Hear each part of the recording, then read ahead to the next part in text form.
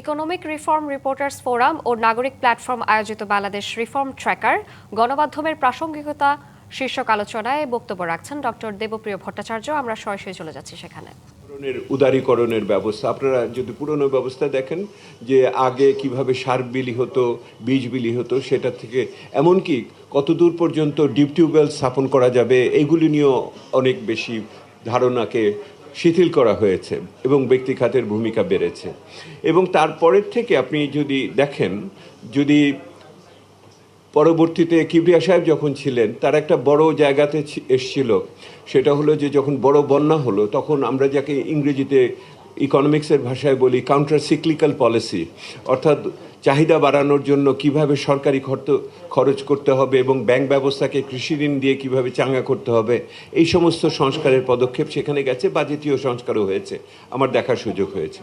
কিন্তু বাংলাদেশের অর্থনীতিতে যদি অর্থনৈতিক সেই অর্থে নীতি নির্ধারকের কথা বলতে হয় তাহলে অবশ্যই সাইফুর রহমান সাহেবের নাম বলতে হবে। সাইফুর রহমান সাহেবের যে সংস্কার, তার ভিতরে দুটো সংস্কার ইতিহাসের পাতায় থাকবে। একটি হলো ভ্যাটের প্রচলন, আরেকটা হলো নমনীয় বিনিময় হারের প্রচলন। উনি তিনবার মন্ত্রী ছিলেন, আমার কাজ করার সুযোগ হয়েছে খুব ঘনিষ্ঠভাবে ওনার সাথে। শিয়া বাটার ও ভিটামিনে সমৃদ্ধ লিলি বিউটি সোপ, তারুণ্যময় উজ্জ্বল ত্বকের জন্য। এই দুটো প্রচলনের ক্ষেত্রে করেছেন। এবং খেয়াল করে দেখবেন যে রাজনীতিবিদরা যেই কাজটা করেছে, আমরা অর্থনীতিবিদরা কিন্তু অনেক সময় সাহস করে ওই কথাগুলো বলেছি, কিন্তু যেটা সময় হয়েছে এখন না করলেই না, এত জোর দিয়ে করি না যেভাবে সাইফুর রহমান সাহেব সে সময় করেছিলেন। আমাদের অনেক সংশয় ছিল এটার ভিতর দিয়ে হয়েছে। এখন এইবারের যে পরিবর্তনের ধারণাটা এলো, সেই ধারণাটার ভিতরে যেটা দাঁড়ালো সেটা হলো শুধুমাত্র অর্থনৈতিক সংস্কার না, কাঠামোগত সংস্কারের ব্যাপারে আসলো। কেউ কেউ সংবিধান পর্যন্ত চলে গেলেন, কিন্তু একটা পরিবর্তনের আকাঙ্ক্ষা এটাতে আসলো। এবং এটাকে কাজ করার ক্ষেত্রে বিভিন্ন ধরনের উদ্যোগ আসলো।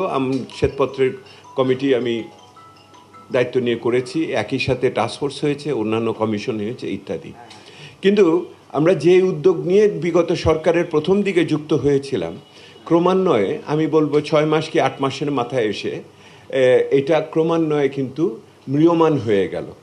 এই যে ম্রিয়মাণ হয়ে গেল,